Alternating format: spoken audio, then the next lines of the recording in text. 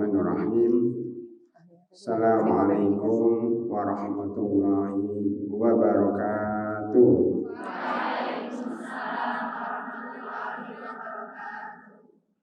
Alhamdulillahirabbil alamin. Wassalatu wassalamu ala asyrafil anbiya'i wal mursalin wa ala alihi wa sahbihi wa tabi'ina lahum bi ihsanin ila yaumiddin. Tsumma amma ba'd. Yang kami hormati Mudirah RTUM Ustazah Edi Rahmawati, yang kami hormati para pembawa acara dan ibu-ibu tamu kita pada pagi hari ini, yaitu 3 orang bintang tamu kita pada pagi hari ini. Di antaranya adalah yang paling ujung itu Bu Ayu, akademisi, dosen juga Bu ya, sekaligus motivator pada pagi hari ini untuk Rumah Tafid Ummatul Mukminin dan ibu-ibu yang hadir di sini semuanya, dengan tema gerakan membangkitkan semangat generasi muda Muslim di era modern. Begitu juga Ibu Yeni, seorang pengusaha yang sukses insya Allah. Yang ketiga Ibu Mega Putri Aulia kalau nggak salah ya namanya. 3 narasumber ini insya Allah akan memberikan semangat kepada kita semuanya, terutama kepada para akhwat, terutama kepada generasi muda Islam, para penghafal Al-Quran. Jadi ibu-ibu yang berada di depan kita ini rata-rata adalah anak-anak muda penghafal Al-Quran.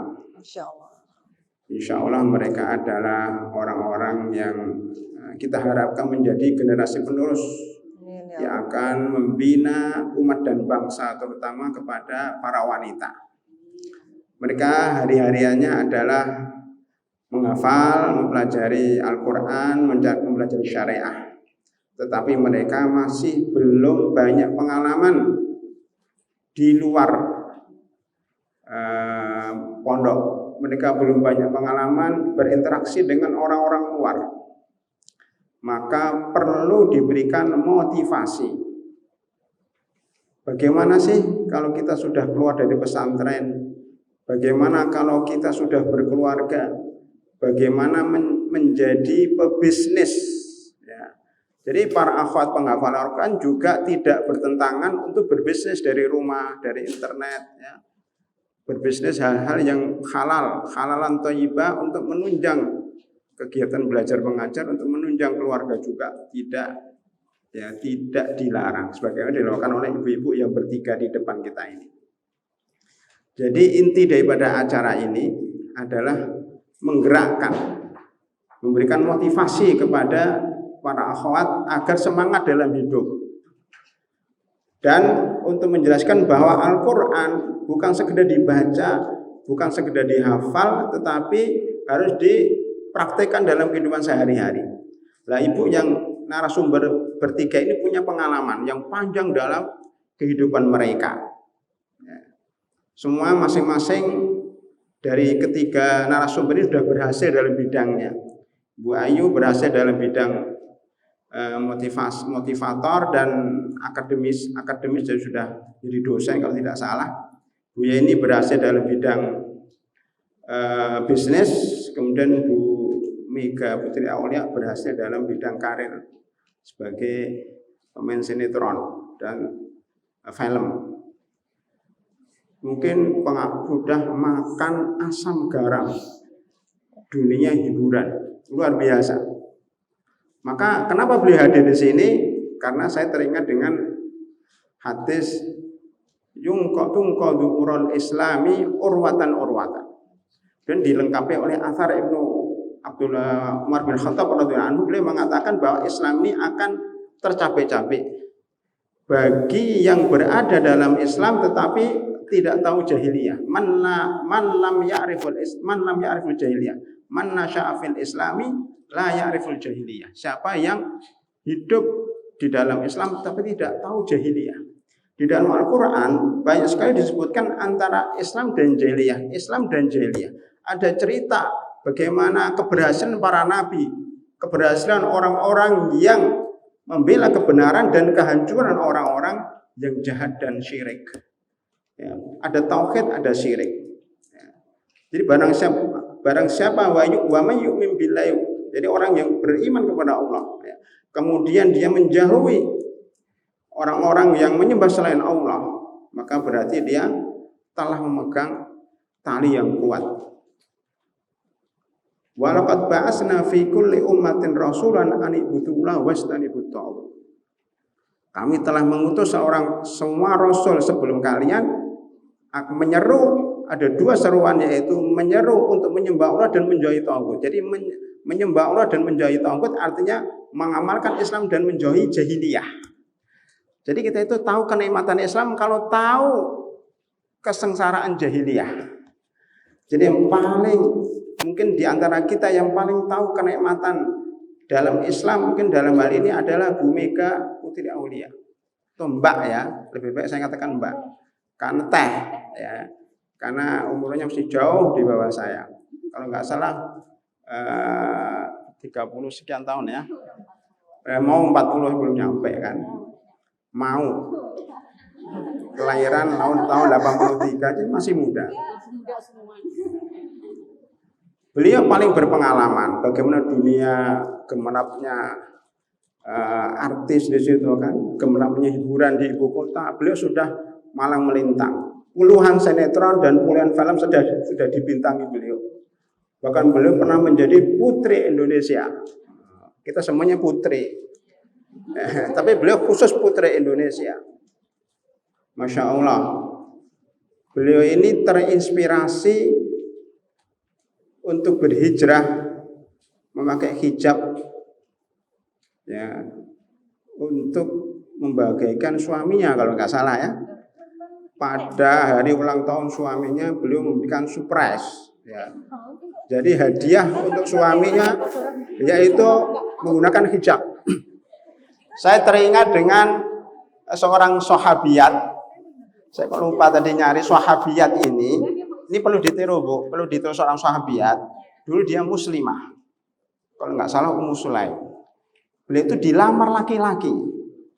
Laki-lakinya kafir. Beliau tidak mau menerima lamaran itu kecuali dengan syarat masuk Islam. Maka sahabiat ini menjadi berkah karena bisa menarik suami ke dalam Islam. Nah, ini kan berarti dakwah lewat pernikahan. Mungkin juga Bu Mega ini dakwah lewat hijab. Karena biasanya kalau para artis itu memberikan hadiah ulang tahun suami itu dengan apa ya? Dengan harta, dengan sesuatu yang duniawi. Tapi beliau memberikan hadiah ulang tahun suaminya dengan apa? Dengan menggunakan hijab. Oh, keren ini inspirasi ini. Jadi hijab ini sesuatu yang luar biasa dalam kehidupan seorang artis. Bahkan hijab ini bisa membantu beliau, menolong beliau dari kejahatan seorang pencuri. Jadi kalau tinggalnya di mana Bu? Di Citragiran juga? Oh, Bukit Golf sampingnya lah ya. Saya sering hadir di situ bulan Bu. Nanti kapan-kapan ketemu lah di Balnor ya, di Bukit Golf. Lah ternyata di situ banyak pencurinya di Bukit Golf itu. Jadi suatu ketika beliau sedang di rumah kemudian dimasuki pencuri. Alhamdulillah penolongnya dua. Satu hijab dan Al-Quran. Karena di rumahnya itu ada Al-Quran. Sehingga pencurinya takut. Ini nampaknya ibu ini suka baca Al-Quran. Jadi yang diambil cuma ya barang-barang kecil kayak laptop, kayak HP aja. Tapi alhamdulillah beliau selamat. Selamat kenapa? Karena menggunakan hijab. Nah, jadi hijab ini termasuk faktor penyelamat. Pencuri itu matanya dihijab oleh Allah Subhanahu wa taala sehingga tidak mengganggu beliau. Nah, ini salah satu inspirasi dalam hidup kita. Ternyata Allah banyak menolong kita dari berbagai kejahatan dengan kita melaksanakan syariat Islam. Jadi dari sini beliau bisa membandingkan bagaimana sih rasanya waktu jadi orang jahiliyah dan bagaimana rasanya menjadi orang muslimah berhijab yang melaksanakan ajaran Islam. Saya kira beda Bu ya, perasaannya Bu ya, dunianya beda, dua dunia yang berbeda ini. Beda banget kan? Silakan nanti Ibu cerita sama adik-adik ini supaya apa? Supaya merasakan nikmatnya jadi orang Islam. Nikmatnya jadi orang berhijab. Nikmatnya jadi penghafal Al-Quran jauh dari dunia gemelapan. Gemelapan yang dilakukan oleh orang-orang yang terkenal itu. Subhanallah. Jadi ini perlu bagi kita adik-adik terutama penghafal Al-Quran agar selain menghafal Al-Quran kita juga harus tahu kehidupan jahiliyah. Dan kita bersyukur bahwa Allah memilih kita menjadi orang-orang yang beriman, menjadi orang yang menutup aurat kita, menjadi orang-orang yang menghafal Al-Quran. Dan ibu-ibu narasumber 3 ini juga terima kasih atas kehadiran ibu-ibu di pesantren ini, pesantren Tahfidzul Quran Al-Islam. Jadi Ma'had Al-Islam Al-Ali, pesantren tinggi Al-Islam untuk tahfidzul Quran, penghafal Quran dan dirasat Islamiyah studi Al-Quran. Ini sebenarnya pesantren laki-laki tingkat mahasiswa. Ini pesantren mahasiswa nggak begitu besar karena tanah di sini sudah mulai sempit dan mulai mahal setara dengan Bukit Golf sama Citra Grand. Ini kampung sawah tapi sudah jadi kota metropolitan. Macetnya mengalahkan macetnya Cibubur. Cuma di sini nggak ada tolnya, karena dekat tol. Ini pesantren tinggi untuk putra. Adapun putri di belakang, nanti insya Allah mudah-mudahan bisa mengunjungi yang asrama putri. Maka asrama putri ini tidak punya ruangan aula, maka kita minjem ruangan ini. Ini jadi sebenarnya ini 2 pesantren, pesantren laki-laki dan pesantren yang akhwat. Namanya Rumah Tahfidz Ummahatul Mukminin. Tapi kita menyatu jadi satu di sini, mudah-mudahan ini menjadikan kita jadi semangat ya di dalam beragama. Kita saling mengisi, bagaimana ibu bisa memberikan pengalaman kepada para santri dan santriwati bisa memberikan inspirasi juga kepada ibu-ibu sekalian. Karena ibu-ibu kalau bergaul dengan santriwati insya Allah berkah. Insya Allah berkah hidupnya, dan kita doakan mudah-mudahan 3 narasumber kita itu diberikan kemudahan dalam hidupnya, diberikan rezeki yang lancar dan diberikan husnul khatimah insya Allah. Amin ya rabbal alamin. Demikian para hadirat dan ibu-ibu yang kami hormati, sambutan dari saya sebagai Direktur Pesantren 3 Al-Islam dan sekaligus pengasuh di Rumah Tahfidz Ummahatul Mukminin. Saya dukung penuh acara ini, mudah-mudahan bermanfaat bagi kita semuanya. Amin ya rabbal alamin. Subhanallah wa bihamdihi asyhadu an la ilaha illa anta astaghfiruka wa atubu ilaik. Assalamualaikum warahmatullahi wabarakatuh. Ya, bismillahirrahmanirrahim. Assalamualaikum warahmatullahi wabarakatuh.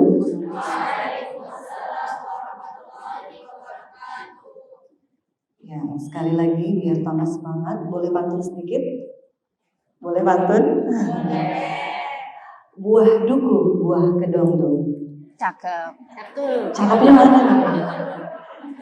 Sekali lagi ya, buah duku, buah kedongdong. Cakep. Jawab salamnya yang kompak dong. Sekali lagi ya, assalamualaikum warahmatullahi wabarakatuh.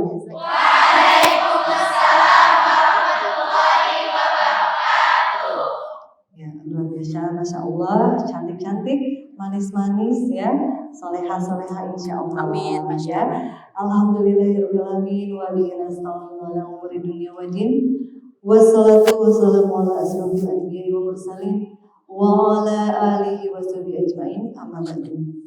Tak lupa selalu kita aturkan puji dan syukur kepada Allah Subhanahu wa taala yang mana alhamdulillah pada hari ini hari Rabu tanggal 13 Oktober yang sangat ditunggu-tunggu juga ya. Saya sering dengar sapaannya ya dari Umi Irna.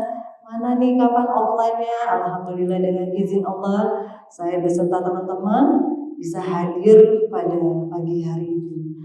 Salawat serta salam kita tak lupa kita aturkan selalu kepada baginda Rasulullah kita, yaitu Nabi Muhammad Sallallahu Alaihi Wasallam. Semoga kita senantiasa mendapatkan syafaatnya ya, yang insya Allah bukan cuma untuk kita sendiri, tapi untuk keluarga kita, saudara kita, sahabat kita yang bukan hanya di dunia, tapi juga sampai nanti di akhirat. Amin. Amin. Allahumma amin. Ya, sebelumnya saya ucapkan terima kasih kepada kedua MC yang cantik-cantik, Masya Allah. Terima kasih atas penyambutannya, atas pembukaannya, luar biasa ya, atas keberaniannya untuk bisa menjadi MC pada pagi hari ini. Tak lupa juga salam hormat saya kepada yang pertama Ustadz Dr. Zain Ahmad Zain An-Nazih LCMA selaku Direktur Islam dan juga pengasuh Rumah Tahfiz yaitu Ummatul Mukminin ya, dan juga Ibu Jamila selaku pengurus Yayasan Al-Islam Penasihat Divisi Wanita Al-Islam, dan juga ibu-ibu pengurus Divisi Wanita Al-Islam, dan juga ada Mudirah Rumah Tahfiz Ummatul Mukminin yaitu Ustazah Irni Rahmawati. Masya Allah Ustazah, terima kasih atas waktu dan kesempatannya. Sehat selalu Ustazah. Selama ini kita komunikasi terus, alhamdulillah kita sering berjumpa juga ya Ustazah ya di Masjid An-Nikmah.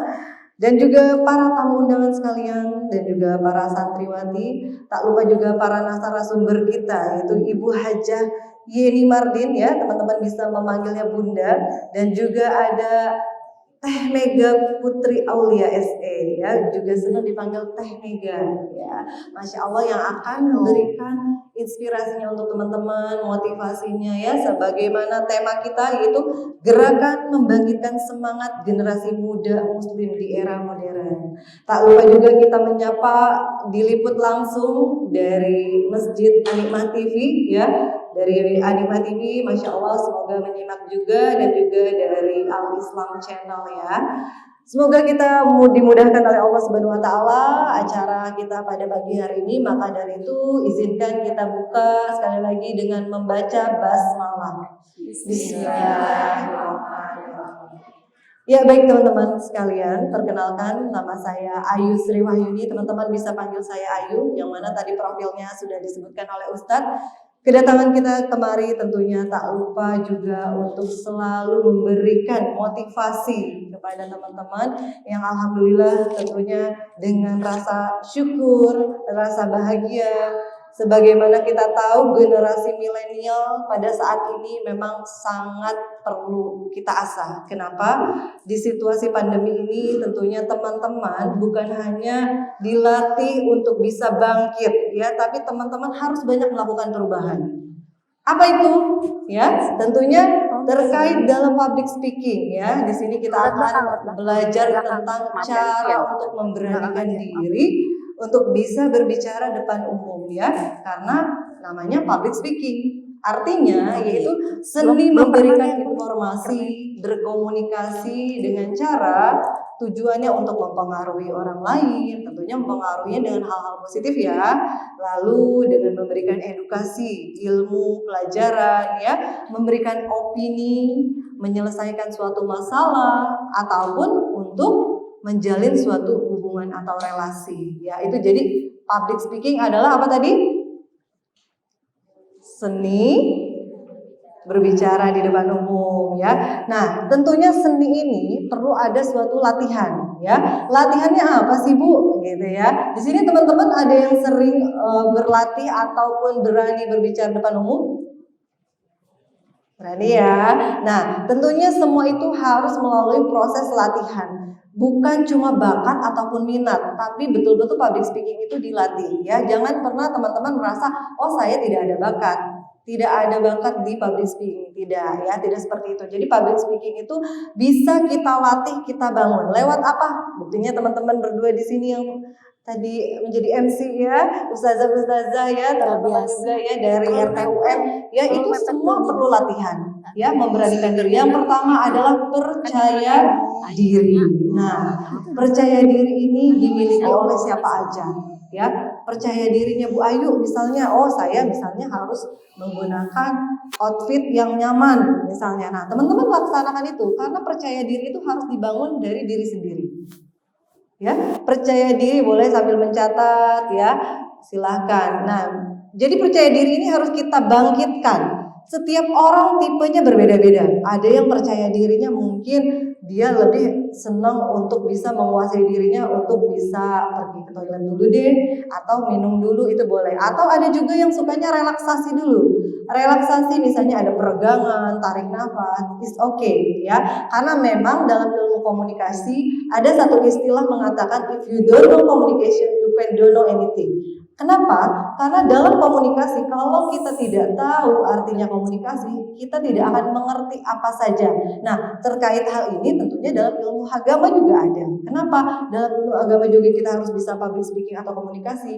Karena untuk mensyiarkan agama seperti Ustadz Dr. Zen, ya, bisa melakukan pemaparan, ceramah, itu menggunakan apa? Public speaking. Karena seni berbicara gimana caranya agar audiens atau teman-teman di sini bisa menyimak apa yang kita sampaikan.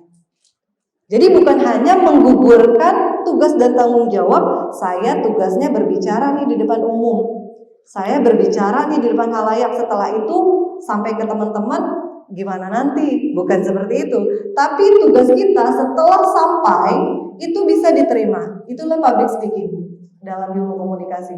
Setelah diterima, ada feedbacknya. Feedback adalah sesuatu yang didapatkan oleh teman-teman, yaitu berupa hasil ilmu yang disampaikan oleh si komunikator tersebut. Atau di sini saya, Bu Yeni, dan Ibu Mega. Ya, jadi ada sesuatu yang disampaikan. Seperti teman-teman ngobrol dengan teman sebelahnya.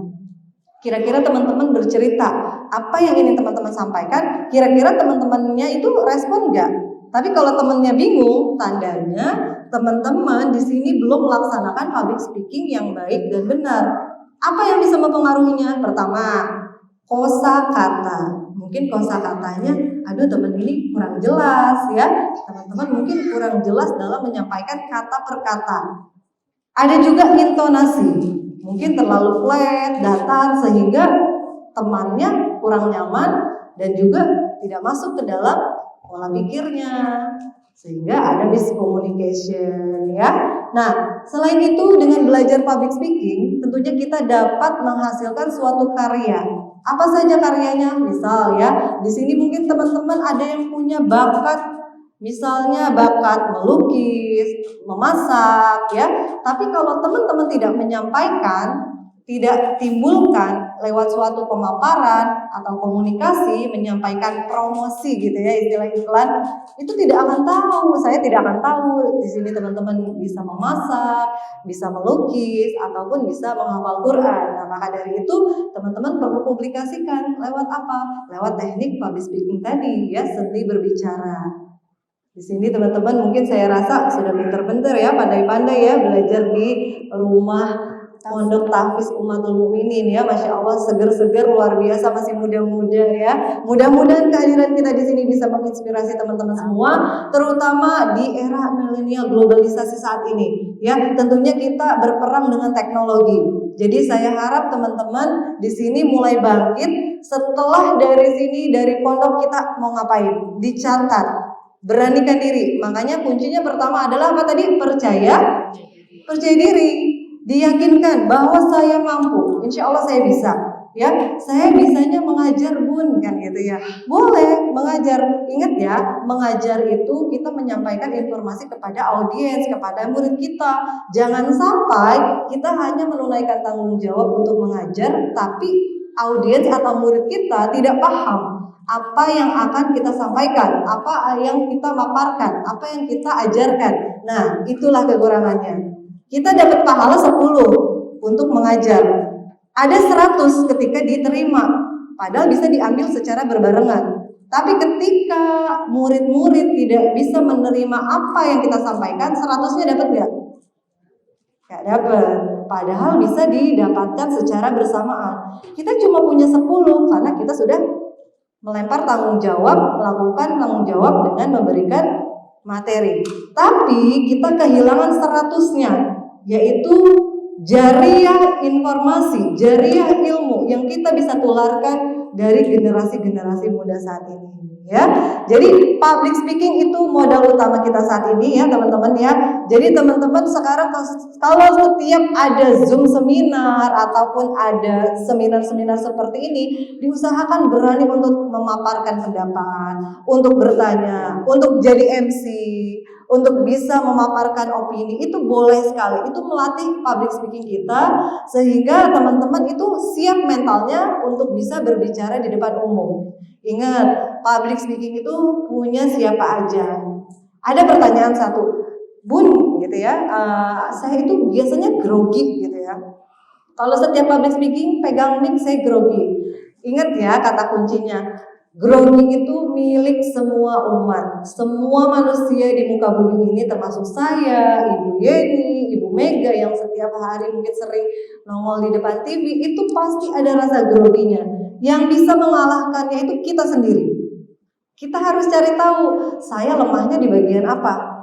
Contoh, saya lemahnya ketika saya misalnya di depan halayak ini, saya grogi, suka pengen cepet-cepet ke toilet misalnya gitu ya. Nah teman-teman usahakan sebelum tampil, bereskan masalah itu semua. Ya, lalu usahakan hadir sebelum waktunya. Kenapa demikian? Kita harus bisa melihat audiens yang ada, tata letak tempatnya, bagaimana situasinya, ada siapa di dalamnya. Nah ini penting sekali. Banyak sekali para pembicara yang grogi, para pembicara yang belum siap dikarenakan belum tahu mana nih tempat lokasi mereka, siapa audiensnya, bagaimana penampilan-penampilannya. Nah, seperti itu ya teman-teman. Jadi teman-teman untuk menguasai percaya diri ini harus diciptakan dari diri sendiri. Nggak bisa misalnya tekniknya Bu Ayu dengan Bu Yeni digabung. Tidak bisa, karena memang Bu Yeni punya stylenya sendiri, Bu Ayu punya stylenya sendiri. Kita yang bisa memecahkan bagaimana kita agar bisa untuk berani tampil berbicara di depan umum. Ya teman-teman ya. Nah jangan lupa juga, saya reminder teman-teman sekarang eranya teknologi. Teman-teman jangan kalah dengan teknologi. Ada YouTube, ada handphone, ada Instagram. Silahkan bisa syiar agama, ilmu lewat yang bermanfaat. Gunanya untuk apa? Untuk teman-teman bisa berani tampil, menampilkan teman di sini bahwa teman-teman itu mampu untuk bisa tampil memberikan manfaat kepada halayak. Nah, itu merupakan bagian dari mengalahkan rasa grogi, malu sehingga teman-teman bisa menciptakan percaya diri dengan maksimal ya. Di sini tentunya di era milenial ini teman-teman harus bisa membangkitkan bagaimana apakah memang santri-santri ini bisa maju atau tidak? Nah, tentunya jawabannya adalah bisa. Bukan cuma santri, semua orang bisa maju. Tapi siapa caranya? Bagaimana caranya? Kita hadir di sini tentunya untuk memotivasi teman-teman. Saya harap teman-teman pun membuka cakrawalanya untuk bisa bangkit. Kita maju bersama, menggerakkan dan juga membangkitkan ekonomi muslim ya. Mudah-mudahan jadi pengusaha-pengusaha muslim, amin. Jadi pengajar-pengajar muslim yang sukses, bisa membangkitkan dan memajukan generasi selanjutnya yang lebih baik ya. Tentunya di tengah pandemi ini teman-teman juga harus bisa lebih berkarya lagi dengan apa yang teman-teman sukai. Gak usah takut, Bu, saya sukanya memasak, silahkan ya. Saya sukanya misalnya bercerita, boleh ya, melukis juga silakan ya. Mudah-mudahan di era yang betul-betul modern ini kita tidak bisa tergeserkan oleh zaman. Oh Bu, saya karena di pondok nggak bisa melihat dunia luar.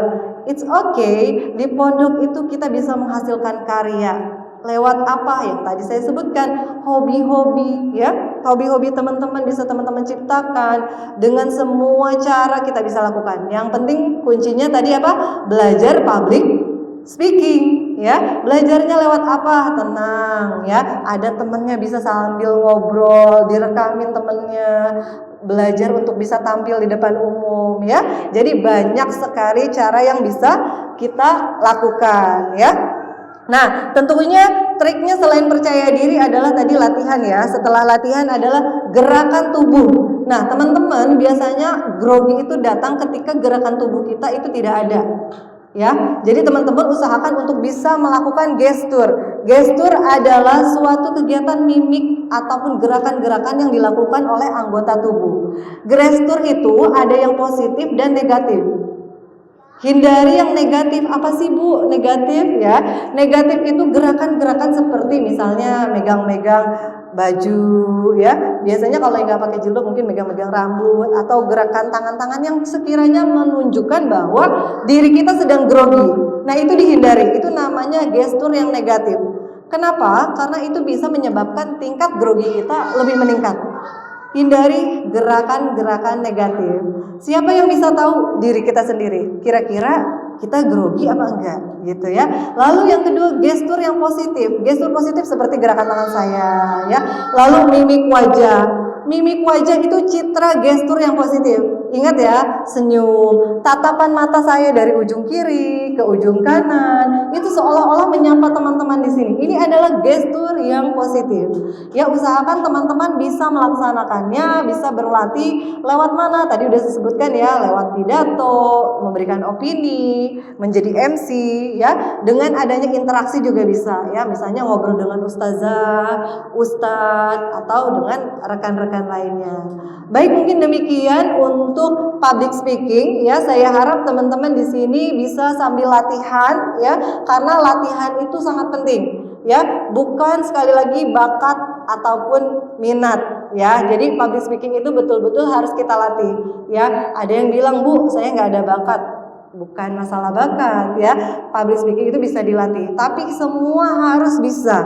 Kenapa? Karena itulah kuncinya kita mempunyai relasi. Sekarang teman-teman malu-malu di sini. Gimana teman-teman bisa punya teman misalnya pengusaha sukses, atau punya teman artis, atau punya teman misalnya dosen? Bagaimana dosen bisa kenal teman-teman di sini kalau teman-teman tidak punya komunikasi yang baik, betul gak? Sekarang saya tanya sama teman-teman di sini, mbaknya yang pakai masker ini, ayo mbak, siapa namanya mbak? Ella. Buka dulu masker. Akila, ya Mbak Akila. Nah, Mbak Akila yang cantik dan manis ini. Nah, sekarang kita di sini nggak akan pernah kenal mbaknya kalau mbaknya tidak bisa berkomunikasi. Mbaknya diam aja, ya. Tapi kalau Mbak Akila selalu memberikan pemaparan, Mbak Akila selalu memberikan opini, Mbak Akila selalu memberikan saran, sehingga Ibu Yeni, Ibu Ayu, Ibu Mega, oh apal, oh Mbak Akila ini semangatnya tinggi, sehingga Bu Yeni merasa atau Bu Mega merasa ini cocok kayaknya jadi artis. Nah, itulah relasi itu seperti itu teman-teman, diciptakan oleh diri kita sendiri. Sekarang seorang dosen mana mungkin memberikan muridnya itu, mahasiswanya, nilai yang bagus kalau si dosen tersebut tidak tahu kemampuan akan kelebihan mahasiswanya. Lewat apa? Ya tadi, kita harus bisa menampilkan apa yang kita punya. Bagaimana seorang direktur perusahaan bisa tahu bahwa anak buahnya ini bisa ditarik menjadi seorang manajer? Tentunya lewat apa? Promosi. Apa itu promosi? Kita menampilkan ketika dalam satu perusahaan itu ya teman-teman ya, menampilkan bahwa diri kita itu mampu untuk di posisi jabatan manajer. Lewat apa? Biasanya setiap perusahaan itu mempresentasikan setiap karyawannya yang akan menjadi seorang manajer untuk dipromosikan. Tentunya lewat apa tadi yang saya bilang? Public speaking. Kalau kita diam aja cuma menampilkan file-file, siapa yang tahu bahwa ini pekerjaannya Akila? Tentunya lewat apa? Presentasi. Presentasi bagian dari public speaking, yaitu bagaimana cara kita mempengaruhi orang lain, memberikan suatu ajakan, seni ya. Mempengaruhinya bisa lewat apa nih kelebihannya? Contoh, ini apel. Bu Yeni juga jualan apel. Bagaimana kalian bisa membeli apel Bu Ayu? Tentunya dengan cara promosi, ya. Oh iya, apel ini sangat menarik loh, bagus, sehat. Padahal mereknya sama. Tapi kok yang beli di Bu Ayu lebih banyak? Bukan salah apelnya, bukan salah juga mereknya. Tapi yang salah adalah bagaimana kita menyampaikannya. Paham? Sebetulnya sama apelnya Bu Yeni kan gitu. Mungkin teman-teman bisa lihat ya, nggak usah nggak minder ataupun nggak percaya diri. Saya mau jualan hijab, tapi semua orang rata-rata jualan hijab. Buktinya laku kan? Yang nggak laku itu yang kurang promosi, yang kurang berani untuk bisa menampilkan public speakingnya, ya. Jadi teman-teman gak usah takut. Misalnya, oh saya mau jualan hijab, nanti kalau sudah lulus pondok, tapi gimana ya cara mulainya? Nah, tentunya kita pelajari dulu public speakingnya dulu, bagaimana cara mempromosikan suatu produk, atau minimal kita coba untuk bisa berbicara yang baik dengan teman-teman dan guru. Nah, setelah itu kita akan nanti langsung mendengarkan apa yang nanti jadi motivasi dari Mbak Mega Aulia untuk bisa membangkitkan semangat teman-teman. Lalu nanti dilanjutkan ada diskusi dari Ibu Hajah Yeni Mardin. Selanjutnya kita akan langsung sama-sama menyimak dengan Mbak Mega Putri Aulia ya, atau senangnya dipanggil Teh Mega. Silakan Teh Mega, waktu dan tempat kami persilakan.